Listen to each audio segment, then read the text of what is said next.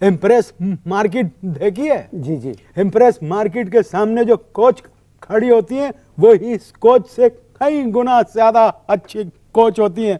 अबे air condition, समझ में आए बात? 400 रुपए में कराची से पेशावर, अबे 400 रुपए लेके मंजिल तक तो पहुंचा देते हैं। रास्ते में अगर कभी डकैती हो जाए तो डाकू लूट लेते हैं, लेकिन वो कभी कभार होता है। यहां तो ये कोच हर महीने लूट रहे हैं। जालिमो, जवाब दो, पैसों का हिसाब दो। सर आप इतना जानते हैं स्पोर्ट्स के बारे में, मगर मैं आपकी बात नहीं मानता। गैर मुल्की कोचों की वजह से हमारी हॉकी और क्रिकेट की टीमों में बहुत फर्क आया है। बड़ा फर्क आया है, बड़ा यार, आई एग्री विद यू, बड़ा फर्क आया है बाहर के कोचों की वजह से। अब ये सारे खिलाड़ी जो है ना, ये मैदान में अंग्रेजी में गालियां देते हैं। दिमाग मत खराब करो मेरा बिला वजह, समझ में आई बात? तबाह करके रख दिए हॉकी, अपना स्टाइल भी छोड़ दिया और उनका स्टाइल आया नहीं। क्या बात कर रहे हैं आप?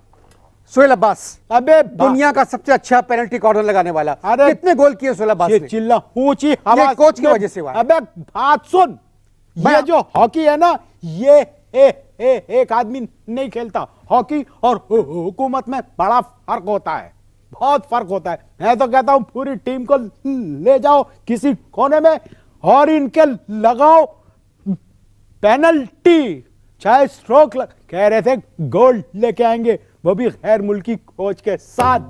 और जीता कौन? कौन जीता? शौकत अजीज। शौकत अजीज जीते, जिनको ना हॉकी खेलना आती है ना क्रिकेट। उनके कोच कौन थे बेटा? उनके कोच थे सदर साहब, पाकिस्तानी। उन्होंने कोच करने का एक पैसा भी नहीं लिया। मनुष्य, ये होती है कोचिंग।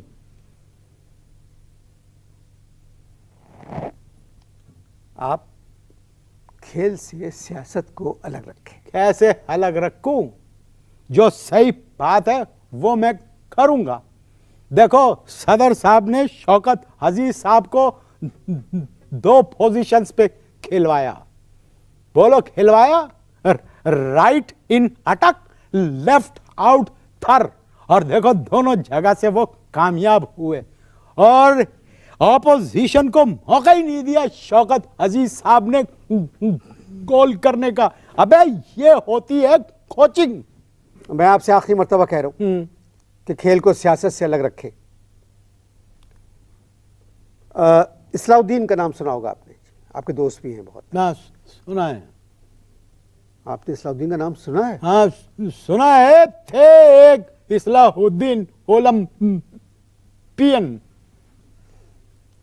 उनसे अच्छा कप्तान और उनसे अच्छा राइट आउट या राइट इन खेलते थे शायद। मुझे नहीं पता भाई। वो बहुत अच्छे खेलते थे। वो हमारे कोच भी रह चुके हैं टीम के। हसन सरदार, समीउल्लाह, मंजूर जूनियर और बहुत प्लेयर हैं।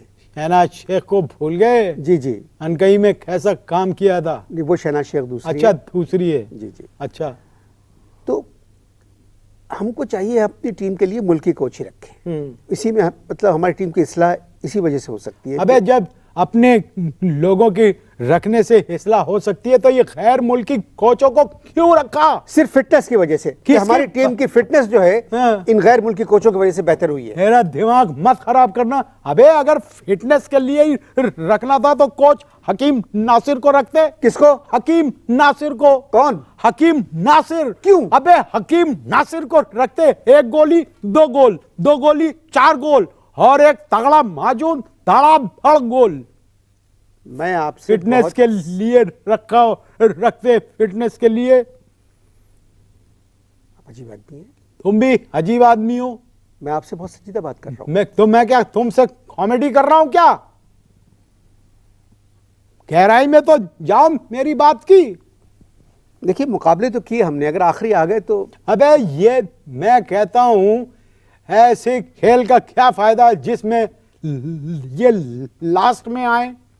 और जब इनको पता था कि ये लास्ट नंबर पे आएंगे तो क्या जरूरत थी इतने लोगों को वहां भेजने की। देखिए ना- और चलो भेज भी दिया तो डोप टेस्ट में ये कामयाब क्यों हुए?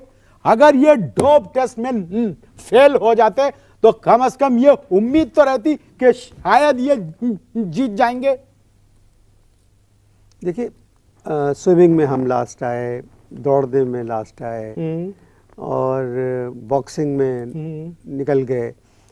ऐसा होता है, इसमें इतना सीरियस होने की जरूरत नहीं। हमारा मुल्क अबे- छोटा मुल्क है भाई, हमारा मुल्क बहुत छोटा मुल्क है। फिर से कहियो, हमारा मुल्क बहुत छोटा मुल्क है। जरा मुंह खोल के कहियो। हमारा मुल्क बहुत छोटा मुल्क है। अबे चुप! हमारा मुल्क बहुत बड़ा मुल्क था, इसको प्लानिंग करके छोटा कर दिया गया।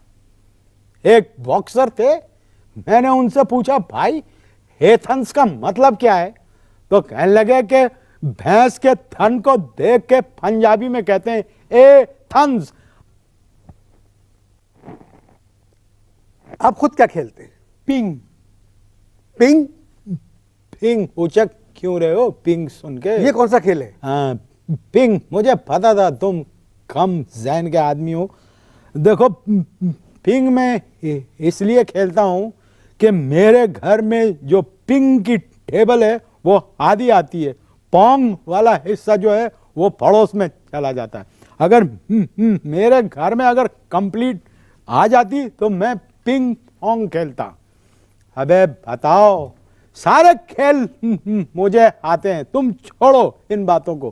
पूरी कौम को इन लोगों ने डिसग्रीस कर दिया। डिसग्रीस नहीं, डिसग्रेस। अबे ये ओलंपिक्स कहाँ हुए थे? ग्रीस में। इसी वजह से कह रहा हूं मेरी इंग्लिश पे मत जाओ, मेरी थिंकिंग को देखो। और एक बात सुनो, ये 15 बड़े बड़े ऑफिसर गए थे, क्या जरूरत थी? हैं? मैंने भी ग्रीस नहीं देखा, मुझे क्यों नहीं लेके गए? मैं भी तो टैक्स देता हूं। अब बोलो बच्चों। क्लोजिंग सेरेमनी देखी आपने? क्लोजिंग सेरेमनी में एक पाकिस्तानी नजर नहीं आया। अरे ये बात तो मैंने भी गौर की थी कि कोई पाकिस्तानी नजर नहीं आया। पूछो रीजन क्या है? क्या रीजन है? मैं बताता हूं तुमको। वो जो थे ना ओलंपिक्स वालों ने गलत पता दे दिया पाकिस्तानी टीम को, जाके किसी दूसरे ग्राउंड में बैठे रहे रात 2 बजे तक। और एक आवाज आई, ओ यार बड़ी देर ला देती। 3 साढ़े 3 बजे तक बैठे रहे और फिर खुद ही तालियां बजा के सब वापस होटल आ गए। आप गलत कह रहे हैं, ऐसा नहीं हो सकता। ऐसा हुआ है बेटे, मुझे मालूम है।